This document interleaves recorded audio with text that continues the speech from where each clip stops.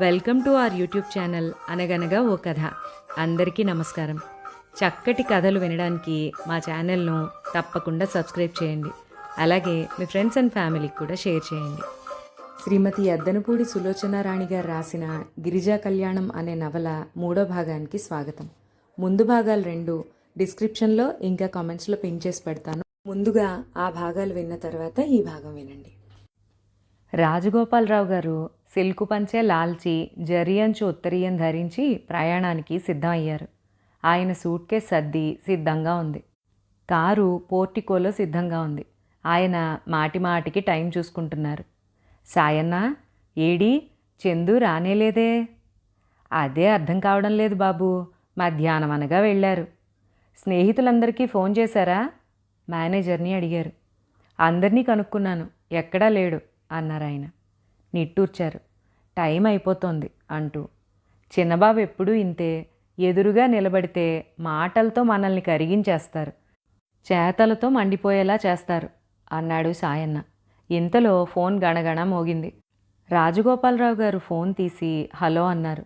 అవతల నుంచి చందు గొంతు కంగారుగా వినిపించింది. తాతయ్య, రమేష్కి యాక్సిడెంట్ అయింది, చాలా సీరియస్గా ఉంది, నేను ఇంటికి రాలేను అన్నాడు. ఆయనకి చాలా కోపం వచ్చింది. మన ఊరి ప్రయాణం మర్చిపోయావా నువ్వు? సారీ తాతయ్య, దేవుడు ఇలా చేస్తాడని నేను కల్లో కూడా అనుకోలేదు. నేనేం చేయను? నీ ఫ్రెండ్స్ ఎప్పుడూ ఉంటారు, ఈ ప్రయాణం మరోసారి రాదు. తాతయ్య, సృష్టిలో తీయనిది స్నేహమేనోయ్ అన్నారు.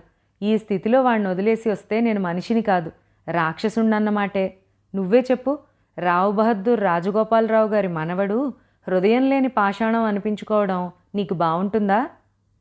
Chandu, don't talk non sense. ఇంటికి రా. మీ అత్తయ్యకి వస్తున్నామని ఉత్తరం రాసాం. ఆవిడేమనుకుంటుందో ఆలోచించు. ఏమనుకుంటుంది తాతయ్య? ప్రాణ స్నేహితుడు యాక్సిడెంట్ అయ్యి దెబ్బలు తగిలుంటే వదిలి రమ్మంటుందా? అలా రమ్మని ఆవిడంటే అలాంటి వ్యక్తికి నేను కొంచెం గౌరవం కూడా ఇవ్వను, అసలే వెళ్ళను. అయితే నువ్వు ఊరు రావన్నమాట. రాలేను తాతయ్య, I'm helpless. Shut up. Thank you very much అంటూ చందు వెంటనే ఫోన్ పెట్టేశాడు. చందు చందు అంటూ ఆయన ఫోన్లోనే అరిచారు. అవతల నుంచి గుయ్యమన్న శబ్దం జవాబుగా వచ్చింది. ఫోన్ పెట్టేసిన రాజగోపాలరావు గారు ఉసూరుమంటూ కుర్చీలో కూలబడ్డారు. చందు ఊరు రావడం లేదు. వాడు జగమొండి. రానన్నాడా ఇక రాడంతే. 10 రోజుల క్రితం చందు మేనత్త దగ్గర నుంచి శుభలేఖ ఉత్తరం వచ్చాయి. కొడుకు పెళ్ళిట. చందుని చూచి దాదాపు 3 సంవత్సరాల పైగా అవుతోందని, వాణ్ణి తప్పకుండా తీసుకుని పెళ్లికి రావాల్సిందిగా కోరుతూ ఆవిడ మరీ ఉత్తరం రాసింది. రాజగోపాలరావు గారు మనవడికి ఆ ఉత్తరం ఇచ్చారు. చందు చదివిచ్చేశాడు. ఏమంటావు, పెళ్ళికి వెళ్తావా అని అడిగారు. పెళ్ళికా? గుంటూరా? అబ్బా, వాళ్లతో నాకంత పెద్దగా చనువు లేదు తాతయ్య, బోరుగా ఉంటుంది. చందు, నీ పద్ధతి నాకేం నచ్చలేదు. నువ్వు పెద్దవాడివి అవుతున్నావు. ఎప్పుడూ స్నేహితులు అంటూ వాళ్లతోనే గడిపితే ఎలాగా? నా తర్వాత ఈ ఇంటి బాధ్యత అంతా నీ మీదుంది. బంధువులు ఎవరెవరో తెలుసుకోవాలి, వస్తూ పోతూ ఉండాలి. 1-2 సార్లు కలిస్తే పరిచయాలు అవే పెరుగుతాయి. చందు విసుగును దాచిపెట్టి చిరునవ్వుతో అన్నాడు. నన్నేం చేయమంటావు తాతయ్య? మీ అత్తయ్య మరీ అంతగా రాసింది. నువ్వు ఈ పెళ్ళికి వెళ్ళకపోతే బాగుండదు. బయలుదేరు. 2 రోజుల ముందు వస్తానని మీ అత్తయ్యకి ఉత్తరం రాయి. నేనా? అవును, నువ్వే. ఏంటి అలా చూస్తావు? ఉత్తరం రాయటానికి నాకేం అభ్యంతరం లేదు. ఫ్రెండ్స్కి అయితే రాయగలను, కానీ ఈ బంధువులకి రాయాలంటే ఎలా మొదలు పెట్టాలో కూడా నాకు తెలీదు, నా సుగుతూ చెప్పాడు. సాయన్న, రాజగోపాలరావు గారు కేక పెట్టారు. పరిగెత్తుకొచ్చాడు సాయన్న. పైకెళ్ళి చిన్నబాబు గదిలో లెటర్ ప్యాడ్, పెన్ను ఉంటాయి, తీసుకురా అన్నారు. సాయన్న పరుగున వెళ్ళి తెచ్చిచ్చాడు. అబ్బాయి గారికి ఇవ్వు పురమాయించారు. చందు సాయన్నిచ్చిన కాగితం కలం తీసుకున్నాడు. నీకు తెలియకపోతే నేను చెప్తాను, అలా రాయి. ప్రియమైన అత్తయ్యకి. చందు ఆయన చెప్పినట్టే రాయసాగాడు. అతని చేతివ్రాత అందంగా ఒకే రీతిగా ఉంటుంది. అలాంటి రాత ఉన్నవారికి చాలా నిలకడ, పట్టుదల ఉంటాయని మనస్తత్వ శాస్త్రవేత్తలు అంటారు. చెప్పటం ముగించిన తర్వాత చదవమన్నారు. చందు చదివాడు. ప్రియమైన అత్తయ్యకి.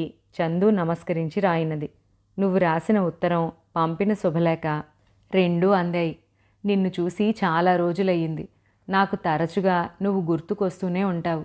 ఉత్తరాలు వ్రాయాలని అనుకుంటూనే ఉంటూ అశ్రద్ధ చేస్తున్నాను. నేను నువ్వు కోరినట్టే పెళ్ళికి 4 రోజుల ముందే తప్పకుండా వస్తాను. పెళ్లి ప్రయత్నంలో నాకు చేతనైన సాయం చేస్తాను. అమ్మ ఎలా ఉంటుందో నాకు గుర్తుకు లేదు. నిన్ను చూస్తే మాత్రం అమ్మని చూసినట్టే ఉంటుంది.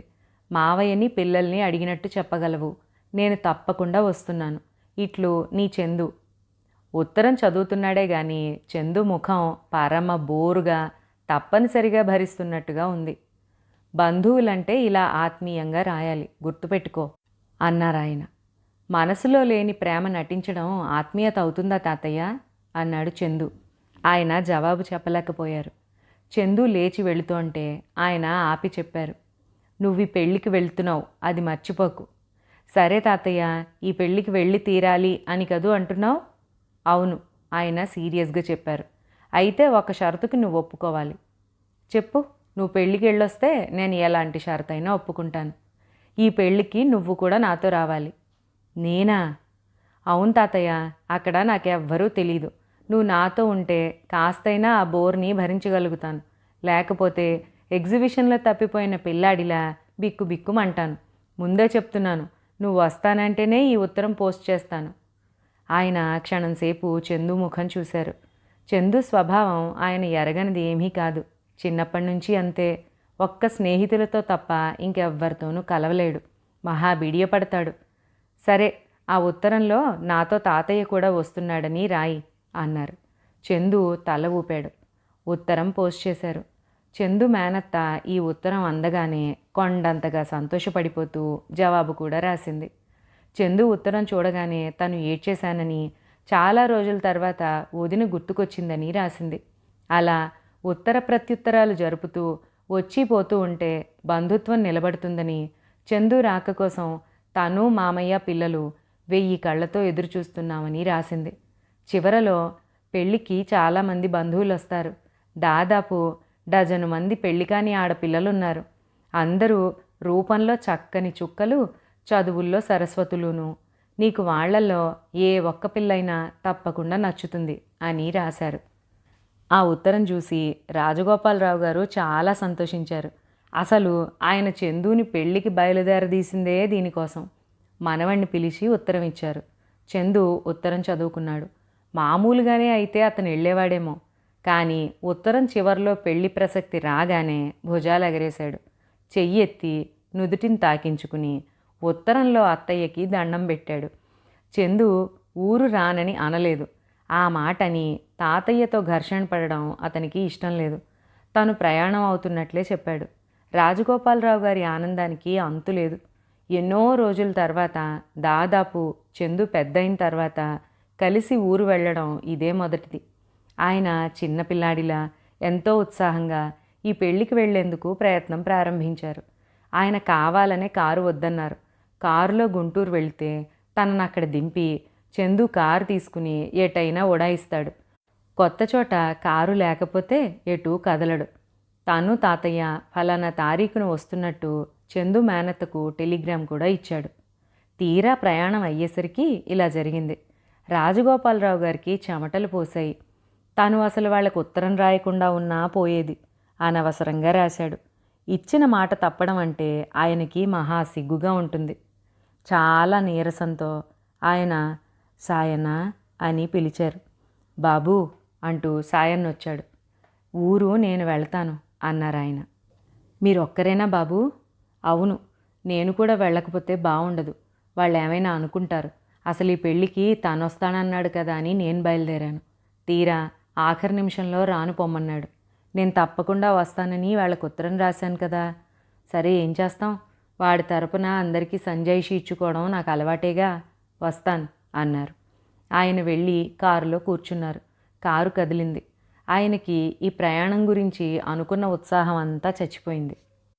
సాయంత్రం అయింది. అమ్మవారి గుడిలో రోజు కంటే ఆ వేళ రద్దీ ఎక్కువగా ఉంది.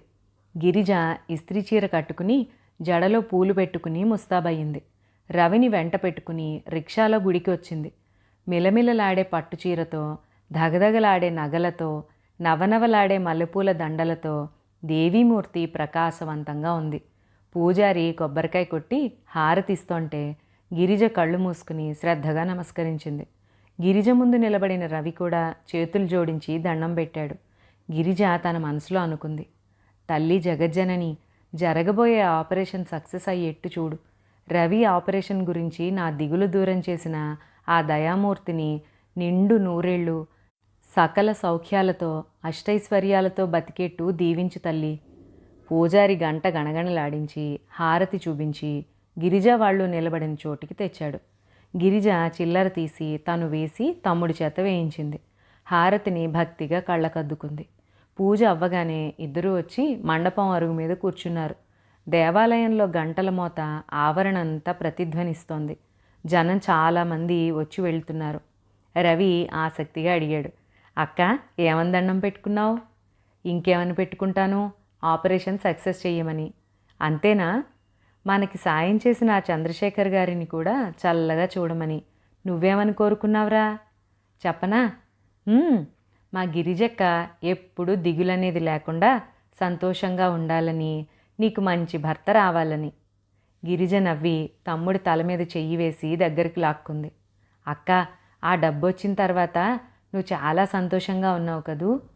కాదట్రా మరి, లేకపోతే నీకు ఆపరేషన్ ఎలా అవుతుంది? ఆయన కనిపిస్తే ఏం చేస్తావక్క?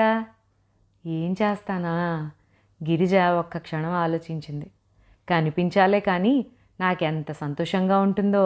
గభాలను వంగి పాదాలకు నమస్కారం చేస్తాను.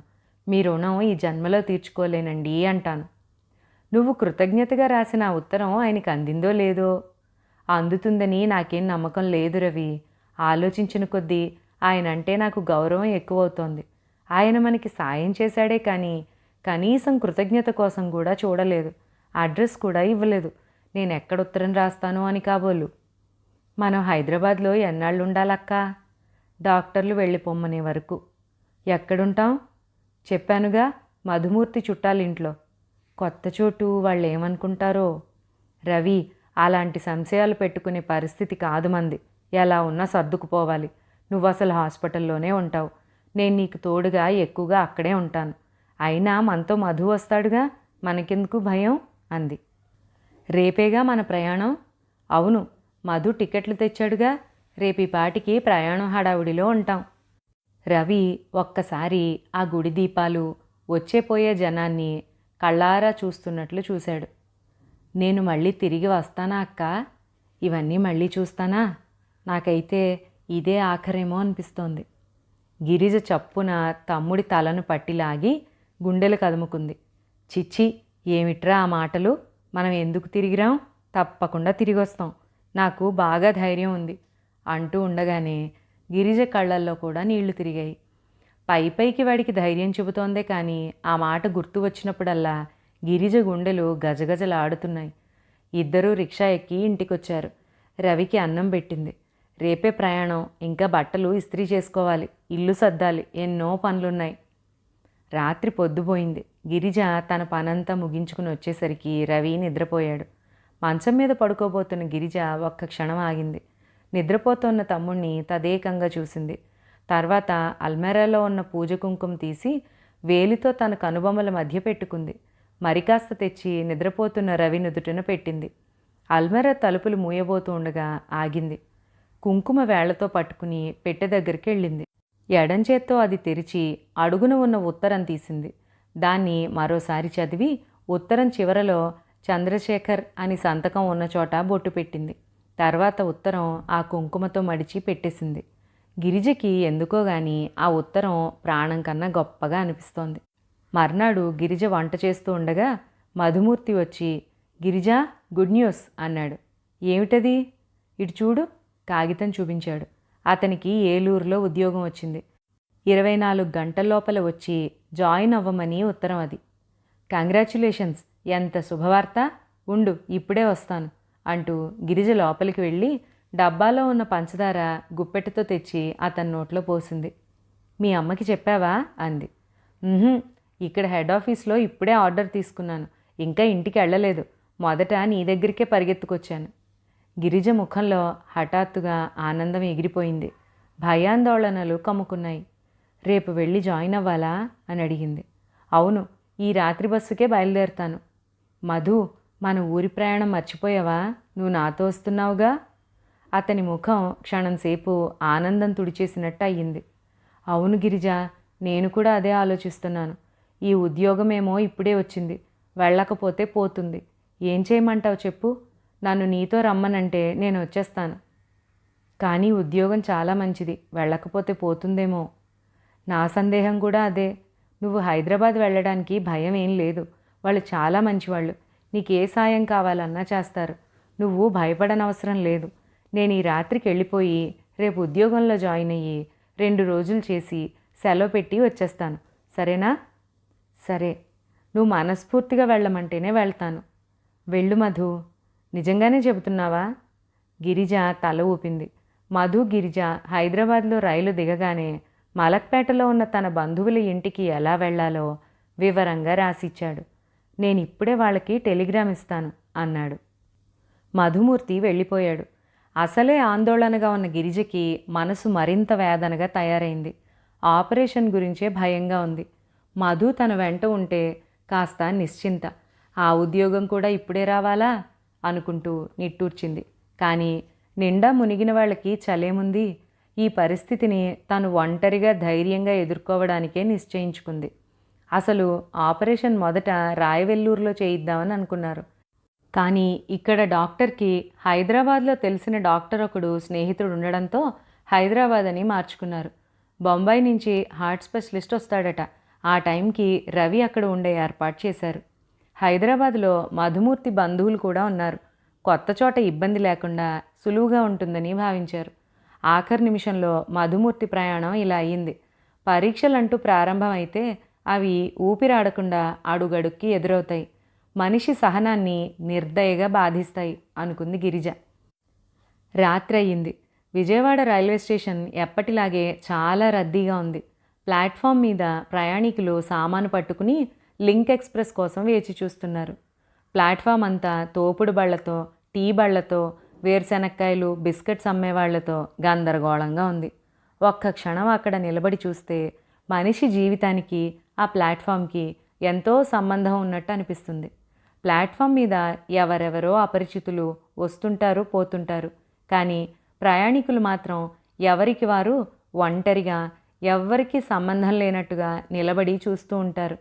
నిజ జీవితంలో కూడా అంతే. ఎంతోమంది బంధువులు, మిత్రులు, పరిచయస్తులు అనేక మంది ఉంటారు. ఎంతమంది ఉన్నా మనిషి తనకి తాను ఒంటరివాడే. ఆ ప్లాట్ఫామ్ మీద ఉన్న రద్దీని గమనిస్తూ గిరిజ, రవి ట్రంకు పెట్టె మీద కూర్చుని ఉన్నారు. జనాన్ని పరిశీలిస్తున్న గిరిజ తమ్ముడి తల మీద చెయ్యి వేస్తూ అడిగింది, ఏరా, అలసటగా ఉందా? నా ఒళ్ళో తల పెట్టుకుని పడుకుంటావా? అవసరం లేదు. ఇంతలో అక్కడికి ఒక ఆయన వచ్చాడు. ఆయన శరీరపు రంగు దబ్బపండు ఛాయలో ఉంది. భారీగా ఉన్నాడు.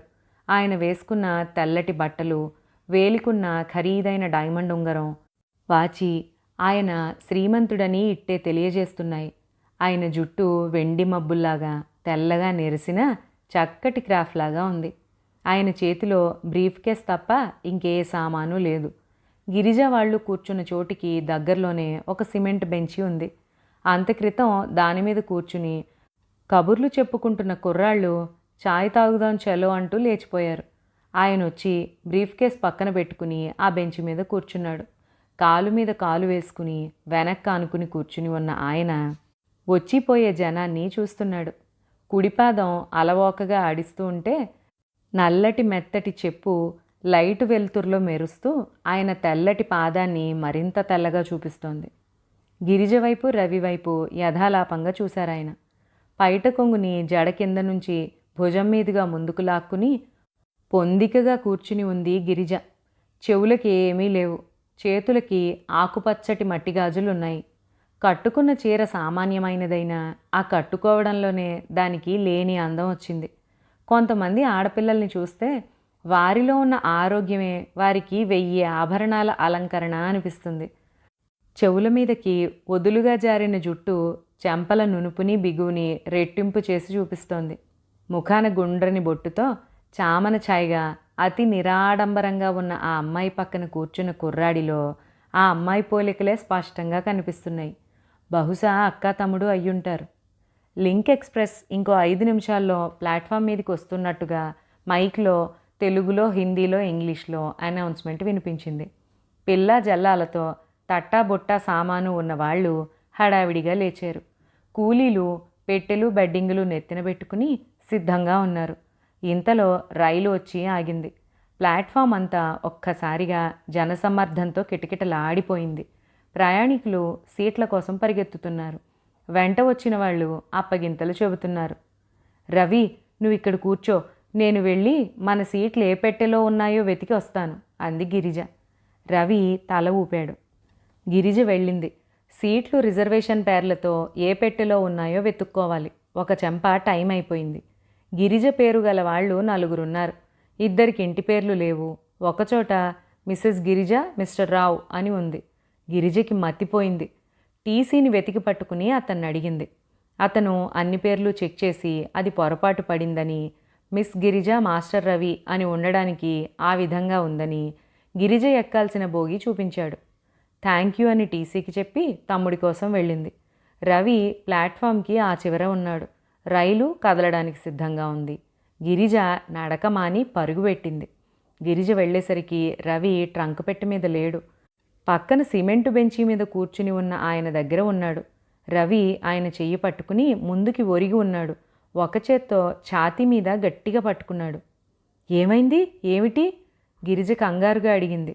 ఈయనకేదో బాధగా ఉన్నట్టుంది, నన్ను పిలిచారక్క అన్నాడు రవి. బాబుగారు అంటూ గిరిజ కూడా పిలిచింది. ఆయన లేచి వెనక్క అనుకోబోయి సాధ్యమవ్వక పక్కకు ఒరిగిపోయారు. ఒంటి నిండా చెమటలు పట్టున్నాయి. ఆయన కళ్ళెత్తి చూశారు గాని చూపు నిలకడగా లేదు. డాక్టర్, డాక్టర్ అంటూ ఆయన పెదవులు అస్పష్టంగా పలికాయి. ఎవరినైనా పిలుద్దాం రవి. గిరిజ వెనక్కు తిరిగి గబగబా వెళుతోన్న వాళ్ళని పిలిచింది. కానీ ట్రైన్ బయలుదేరబోతోంది. దాన్ని అందుకునే హడావుడిలో ఉన్న ఎవ్వరూ గిరిజ పిలుపుల్ని పట్టించుకోలేదు. దూరంగా ఉన్న పుస్తకాల షాపు దగ్గరికి పరిగెత్తింది. మొదట ఎవరితోనో పోట్లాడుతూ చిరాకుగా ఉన్న అతను గిరిజ మాట వినిపించుకోలేదు. గిరిజ 2-3 సార్లు బతిమాలాడగా అప్పుడొచ్చాడు. గిరిజ వెంట పెట్టుకొచ్చిన అతను ఆయన్ని చూశాడు. వెంటనే బయటకు పరిగెత్తి టీసీని తీసుకొచ్చాడు. అతను డాక్టర్కి ఫోన్ చేయటానికి వెళ్ళాడు. ఆ పెద్దాయన గిరిజ చేతిని గట్టిగా పట్టుకుని వదల్లేదు. పాపం, వెంట ఎవరూ లేరు కూడా అన్నాడు రవి సానుభూతిగా. మనం చెయ్యగలిగిన సాయం చేద్దాం రవి అంది గిరిజ.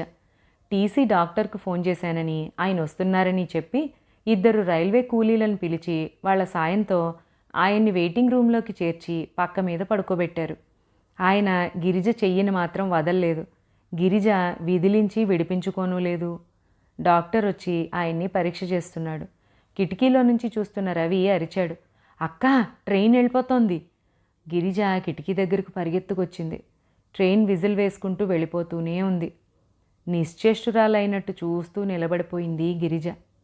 ఇప్పుడెలా అన్నాడు రవి ఆదుర్దాగా చూస్తూ.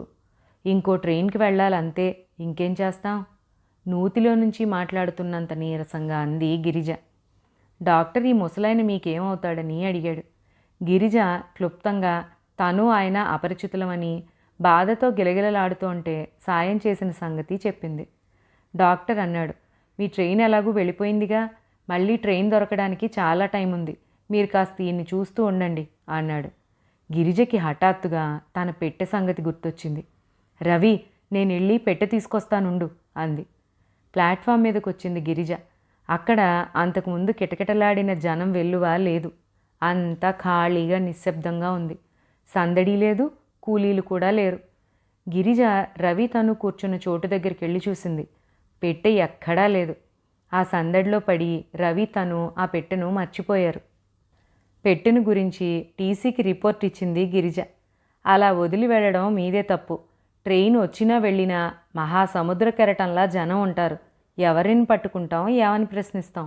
అయినా ప్రయత్నిస్తాంలేండి అన్నాడు. గిరిజ లంకణాల మనిషిలా నీరసంగా వెయిటింగ్ రూమ్లోకి తిరిగొచ్చింది. పెట్టేదక్కా అడిగాడు రవి. కనిపించలేదురా. గిరిజ కళ్ళ నిండా నీళ్లు తిరిగాయి. పోయిందా?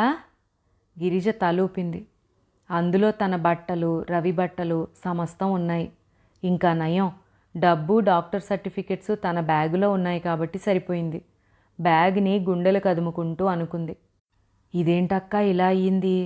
రవి దిగులుగా చూస్తూ అన్నాడు. గిరిజ తమ్ముడి వైపు చూసింది. రవికి ఇదేదో అపశకునంలాగా అనిపిస్తున్నట్టుంది.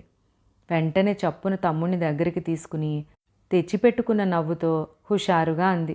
రవి, ఇలా అయినందుకు నాకు బాధగా ఉందనుకున్నావా? ఏమీ లేదు, రవ్వంత కూడా లేదు.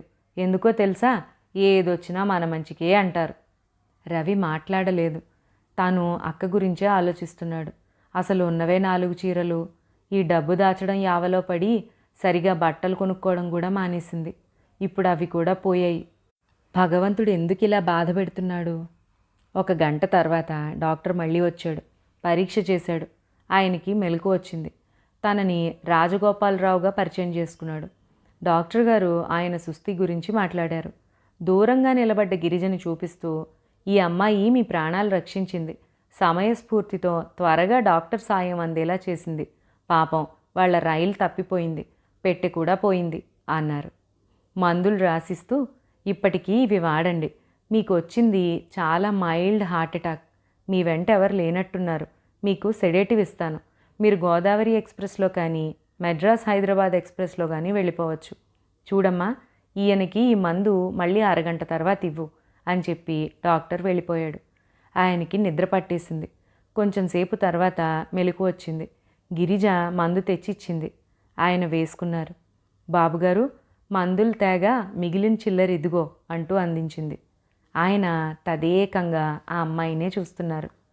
నీ పేరేంటమ్మా? నూతిలోంచి మాట్లాడుతున్నంత నీరసంగా అడిగారు.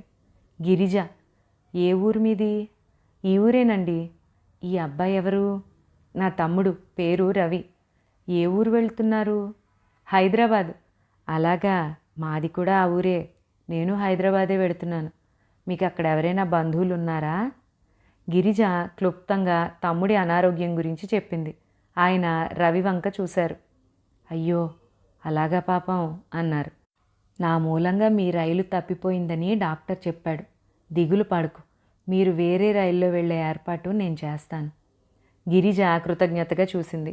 ఆయన కబురు చేయగా టీసీ ఒక ఆయన వచ్చాడు.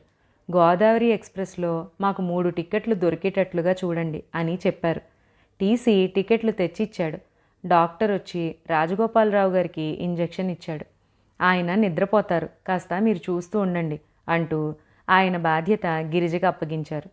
ఈ ప్రపంచంలో ఒకరు ఆదుకోకుండా వదిలేసినా మరొకరు సాయం చేస్తారు అన్నట్లుగా గిరిజని రవిని లింక్ ఎక్స్ప్రెస్ వదిలేసి వెళ్ళిపోయిన కొన్ని గంటల తర్వాత గోదావరి ఎక్స్ప్రెస్ వాళ్లతో పాటు రాజగోపాలరావు గారిని తీసుకుని బయలుదేరింది. రాజగోపాలరావు గారు డాక్టర్ ఇచ్చిన ఇంజెక్షన్ వల్ల రైలు బయలుదేరిన 1/2 గంటకే నిద్రపోయారు. గిరిజ ఆయనకు ఎదురుగా ఉన్న బెర్త్ మీద కూర్చుని ఉంది. రవి గిరిజ ఒళ్ళో తల పెట్టుకుని పడుకున్నాడు. రైలు వేగంగా వెళుతోంది. గిరిజ వెనక్కి తల ఆనించి కూర్చుంది. తన ఒళ్ళో నిద్రపోతున్న రవి ముఖంలో అలసట స్పష్టంగా కనిపిస్తోంది. తమ్ముడి చెక్కిళ్ళు నిమిరింది. ఎదురుగా రాజగోపాలరావు గారు నిద్రపోతున్నారు. ఆయన నిద్రలో పక్కకి తిరిగారు. బెర్త్ అంచుకొచ్చారు. గిరిజ చప్పున వంగి ఆయన పడకుండా చెయ్యి అడ్డు పెట్టింది. కొద్దిసేపటికి ఆయన వెల్లకిలా తిరిగారు. రైలు వెళ్తోంది. గిరిజకి ఆ రైలు చీకటి సముద్రంలో ఈదుకుంటూ వెలుగు తీరం వెతుక్కుంటూ వెడుతోన్న ఆశల నావలాగా అనిపించింది. జీవితం ఎంత గమ్మత్తయింది. కొన్ని గంటల క్రితం ఆయనెవరో తనకి తెలియదు. ఇప్పుడు హైదరాబాద్ చేరే వరకు సంరక్షకురాలిలా బాధ్యత స్వీకరించింది. గిరిజ చూపులు మళ్ళీ రవి మీదకు మళ్ళాయి. వీడి ఆపరేషన్ సక్సెస్ అవుతుందా? తను డబ్బంటే సమకూర్చుకోగలిగింది, కానీ ఆయుష్ అది భగవంతుడి చేతిలో ఉంది. ఆయన తన చల్లటి చూపు చూస్తాడా? ఒకవేళ రవికి ఏదైనా అయితే? తనది ఇదే ఆఖరి ప్రయాణం. గిరిజ కంఠంలో ఏదో అడ్డుపడ్డట్టయింది. ఆపరేషన్ రవి భవిష్యత్తు పట్ల కాదు, తన భవిష్యత్తుకి తీర్పు చెప్పబోతోంది అనుకుంది. తూర్పున తెలతెలవారుతోంది. గోదావరి ఎక్స్ప్రెస్ రాత్రంతా ప్రయాణం చేసి అలిసిపోయిన దానిలా సెగలు కక్కుతూ వచ్చి సికింద్రాబాద్ స్టేషన్లో ఆగింది. సాయన్న ఫస్ట్ క్లాస్ కంపార్ట్మెంట్ వెతుకుతూ వస్తున్నాడు. రాజగోపాలరావు గారు అప్పటికి మేల్కొని 1 గంట అయ్యింది. స్టేషన్ దగ్గరకు వస్తూ ఉండగా ఆయన లేచి కూర్చున్నారు. నిద్రమత్తుగా అలసటగా ఉన్న ఆయన కళ్ళకి ఎదురుగా కూర్చుని ఉన్న ఒక అమ్మాయి, బాబుగారు ఎలా ఉంది అని పలకరిస్తుంటే ఆ అమ్మాయి ఎవరో చప్పున గుర్తుకు రాలేదు. గిరిజ నవ్వింది. మీరు ప్రయాణంలో ఏం హడావిడి చేస్తారో అనుకున్నాను కానీ బాగా నిద్రపోయారు అంది. ఆయనకి తల దిమ్ముగా, ప్రాణం చాలా నిస్త్రాణగా ఉంది. ఆయనకి క్రమంగా తన సుస్థి, ఈ అమ్మాయి సేవలు అన్నీ గుర్తుకొచ్చాయి. నీ పేరు? సందేహంగా ఆగారు. గిరిజ చిరునవ్వుతో సమాధానం చెప్పింది. రైలు అప్పటికే వచ్చి సికింద్రాబాద్ స్టేషన్లో ఆగింది. ఆయన ఓపిక తెచ్చుకుని లేచి కిటికీ దగ్గర కూర్చున్నారు. సాయన్న ఆయన్ని త్వరగానే చూశాడు. రవి లేచి నిద్రకళ్ళతో స్టేషన్లో సందడి గమనిస్తున్నాడు. రాజగోపాలరావు గారు సాయన్నని పెట్టెలోకి రమ్మనమని సైగ చేశారు. సాయన్న పెట్టెలోకి వచ్చాడు. అయ్యా, ఇదేమిటి ఇలా ఉన్నారు? అతి నీరసంగా వాడిపోయి ఉన్న ఆయన ముఖంలోకి చూసి గాబరాగా అడిగాడు. గుంటూరు నుంచి బాగానే వచ్చాను. బెజవాడ స్టేషన్లో సుస్థి చేసింది. మళ్ళీ మిమ్మల్ని చూస్తాననుకోలేదు. దేవుడి దయ వల్ల బతికి బయటపడ్డాను అన్నారాయన. గుంటూరు నుంచి టెలిగ్రామ్ వచ్చింది. మళ్ళీ బెజవాడ నుంచి వేరే ట్రైన్లో వస్తున్నట్టు టెలిగ్రామ్ వచ్చింది. అదే నాకు అర్థం కాలేదు. స్నేహితులు ఎవరైనా చూసి ఆపేశారేమో అనుకున్నాను అన్నాడు సాయన్న. రాజగోపాలరావు గారు అతని చెయ్యి పట్టుకుని లేవబోతూ ఉంటే సాయన్న వారించాడు. ఆగండి, మీరు లేవకండి, నేను డ్రైవర్ని పిలుచుకొస్తాను అంటూ గబగబా వెళ్ళాడు. మీరెక్కడికి వెళ్తారమ్మా? సాయన్న వెళ్ళిన తర్వాత ఆయన గిరిజను అడిగారు. గిరిజ బ్యాగ్లో నుంచి కాగితం తీసిచ్చింది. దోవ తెలుసా? ఈ ఊరు మేము రావటం ఇదే మొదలండి. ఇంతలో సాయన్న వెంట డ్రైవర్ గబగబా వచ్చాడు. సాయన్న ఆయన బ్రీఫ్ కేస్ని తీసుకున్నాడు. ఒకవైపు సాయన్న, మరోవైపు డ్రైవర్ భుజాల ఆసరా ఇవ్వగా ఆయన వాళ్ళిద్దరి మీద బరువాపి లేచారు. ఆయన కంపార్ట్మెంటులో నుంచి దిగబోయే ముందు సాయన్నకు గిరిజను చూపించి, సాయన్న, ఈ అమ్మాయి మూలంగానే నాకు సమయానికి డాక్టర్ సాయం అందింది. పాపం చాలా శ్రమపడింది అన్నారు. సాయన్న గిరిజ వైపు కృతజ్ఞతగా చూశాడు. సాయన్న డ్రైవరు ఇద్దరూ పూర్తిగా ఆసరా ఇచ్చి నడిపిస్తూ ఉండగా ఎలాగోలాగా స్టేషన్ దాటి బయటకొచ్చారాయన. గిరిజ, రవి కూడా వాళ్ల వెంటే బయటకొచ్చారు. బయట ఆయన కోసం తెల్లటి పొడుగాటి కారు వేచి చూస్తోంది. డ్రైవర్ ఆయన్ని పట్టుకునే దాని తలుపు తెరిచాడు. అందులో ఎక్కబోయే ముందు ఆయన సాయన్నతో, ఇదిగో సాయన్న, ఈ అమ్మాయి వాళ్ళకి ఊరు తెలియదట. నువ్వు ట్యాక్సీలో తీసుకెళ్ళి జాగ్రత్తగా ఇంటి దగ్గర దింపిరా. అడ్రస్ కాగితం అమ్మాయి దగ్గర ఉందిట అన్నారు. అలాగేనయ్యా అన్నాడు. చూడు, ట్యాక్సీకి డబ్బులు నువ్వే ఇవ్వు. ఆయన గిరిజ వైపు చూశారు. వస్తానమ్మా అన్నారు. గిరిజ ఆయనకి చేతులు జోడించి నమస్కరించింది. ఆయన జేబులో నుండి విజిటింగ్ కార్డ్ తీసి గిరిజ చేతికి అందించారు. నీకేదైనా అవసరం అయితే నాకు ఫోన్ చెయ్యి అన్నారు. గిరిజ కార్డు తీసుకుని తల ఊపింది. ఆయన కారులో కూర్చున్నారు. డ్రైవర్ డోర్ వేయగా తెల్లటి రాజహంసలాగా కారు రివ్వున వెళ్ళిపోయింది. సాయన్న వెళ్ళి ట్యాక్సీ తీసుకొచ్చాడు. ఎక్కండమ్మా అన్నాడు. రవి, గిరిజ వెనక సీట్లో ఎక్కారు. అడ్రస్ కాగితం ఏదమ్మా అని అడిగాడు సాయన్న. గిరిజ బ్యాగ్ తెరిచి అడ్రస్ కాగితం ఆయన చేతికిచ్చింది. మలక్పేట పోనీ అన్నాడు సాయన్న కాగితం చూసి ట్యాక్సీ డ్రైవర్తో. ట్యాక్సీ చాలా దూరం ప్రయాణం చేసింది. వీధులు దాటి మలుపులు తిరిగి చివరికి ఒక సందులో ఉన్న ఇంటి ముందు ఆగింది. సాయన్న అడ్రస్ కాగితం తీసుకుని, ఇదిగో ఇదే ఇల్లు అన్నాడు. గిరిజ, రవి దిగారు. అది 3 వాటాల ఇల్లు. మధ్యవాట తాళం పెట్టి ఉంది. సాయన్న వెళ్ళి అడ్రస్లో ఉన్న పేరు రామలింగం గారు కావాలని అడిగాడు. పక్కవాట వాళ్ళు వచ్చారు. ఆయన మనవరాలు పోయిందిట, రాత్రి వాళ్ళ ఊరు వెళ్ళారు అని చెప్పారు. ఆ మాట వినగానే గిరిజ ముఖం వెలవెలా పోయింది. ఏం చేస్తారు మరి? ఇంకెవరైనా తెలుసా మీకు అని అడిగాడు సాయన్న. గిరిజ తెలియదన్నట్టు తల ఊపింది. ఇప్పుడెలా? రవి గిరిజ వైపు ఆందోళనగా చూస్తున్నాడు. గిరిజ క్షణంసేపు ఆలోచించింది. ఇక్కడెక్కడా సత్రాలుండవా అంది. సాయన్న తలగొక్కున్నాడు. హోటల్స్ అయితే చాలా ఉన్నాయి, సత్రాలు ఉండే ఉంటాయి కానీ నాకు తెలియవు. గిరిజ నిట్టూర్చింది. డాక్టర్ గారి దగ్గరికే సరాసరి వెడతాం అంది. అదెక్కడా? గిరిజ బ్యాగ్లో నుంచి మరో కాగితం తీసింది. అందులో బెజవాడ డాక్టర్ గారు ఇచ్చిన రికమెండేషన్ లెటర్ ఉంది. సాయన్నకి అడ్రస్ చెప్పింది. మళ్ళీ ముగ్గురు ట్యాక్సీలో కూర్చున్నారు. దాదాపు 8 గంటలు అవుతూ ఉండగా డాక్టర్ గారి క్లినిక్కి వచ్చారు. బాయ్ క్లినిక్ని ఊడుస్తున్నాడు. సాయన్నను చూసి, డాక్టర్ గారు 10 గంటలకు కానీ రారు అని చెప్పాడు. పర్వాలేదు, ఆయన వచ్చే వరకు కూర్చుంటాం అంది గిరిజ. వరండాలో బెంచి ఉంది. గిరిజ, రవి దాని మీద కూర్చున్నారు. నేను వెళ్ళనా? సాయన్న అడిగాడు. వెళ్ళు. అతను వెళ్ళబోతుంటే పిలిచింది. బ్యాగ్లో నుంచి 20 రూపాయలు తీసి సాయన్నకిస్తూ, ట్యాక్సీకి డబ్బివ్వు అంది. వద్దు వద్దు, మా అయ్యగారికి మీరు చాలా సాయం చేశారుట. మీ దగ్గర ట్యాక్సీ డబ్బులు తీసుకోవద్దన్నారు. వస్తాను అని సాయన్న వెళ్ళిపోయాడు. వెళ్ళిపోగానే రవి ఒక్కసారిగా ఏడవసాగాడు. ఏమిట్రా, ఏమిటి? కంగారుగా అడిగింది. మనతో మధుమూర్తి రాలేదు. వాళ్ళు ఊళ్ళో లేరు. ఈ మహాపట్నంలో మనకి తోడెవరక్కా? గిరిజ తమ్ముణ్ణి దగ్గరగా తీసుకుంది. రవి, ఆ మాట అనుకురా ప్లీజ్. దిక్కులేని వారికి దేవుడే దిక్కు అని నువ్వు వినలేదు. బెంబేలు పడకు, నేనున్నానుగా, నీకెందుకు అంటూ అనునయించింది. రాత్రంతా ప్రయాణమేమో. రవి చాలా అలసిపోయాడు. ఆకలేస్తుందా అని అడిగింది. అవునన్నట్టు తలూపాడు. గిరిజ క్లినిక్ ఊడుస్తున్న బాయ్ని ఫ్లాస్క్ అడిగింది. ఫ్లాస్క్ లేదంటూ అతను 2 గాజు గ్లాసులు ఇచ్చాడు. ఇక్కడ ఏదైనా హోటల్ ఉందా అని అడిగింది. అదిగో ఆ ఎదురుగా ఉంది అంటూ చూపించాడు. అక్కడ మొక్కల దగ్గర ఉన్న పంపు దగ్గర ఇద్దరు ముఖాలు కడుక్కున్నారు. గిరిజ వెళ్ళి గ్లాసుల్లో కాఫీ తెచ్చి రవి చేత తాగించి తను తాగింది. రవి ఇంక కూచోలేనట్టుగా బెంచ్ మీద పడుకున్నాడు. గిరిజ రవి వైపే చూస్తోంది.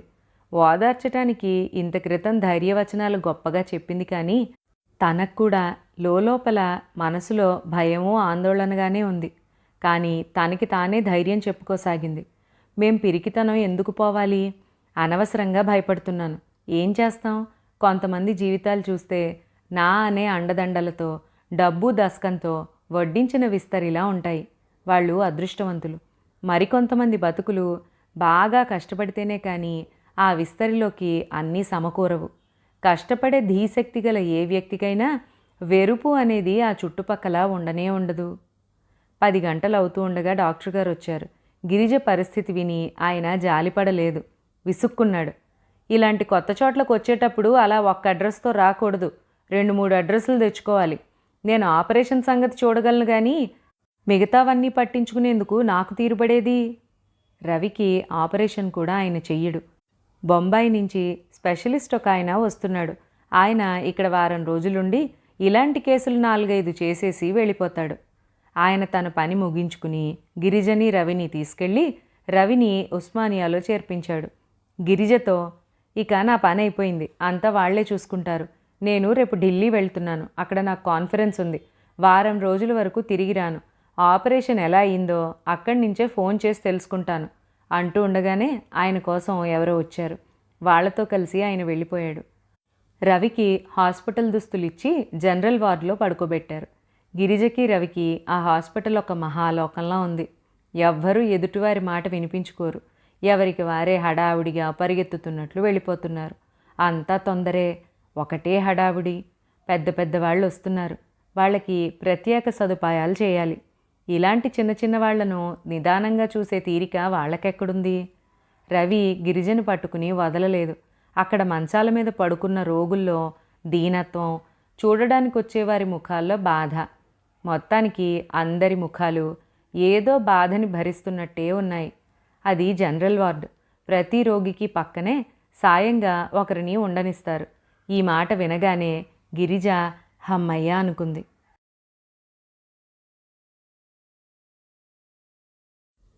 ఈ ఎపిసోడ్ ఇక్కడితో అయిపోయింది. మరొక ఎపిసోడ్లో మళ్ళీ కలుసుకుందాం. అంతవరకు సెలవు.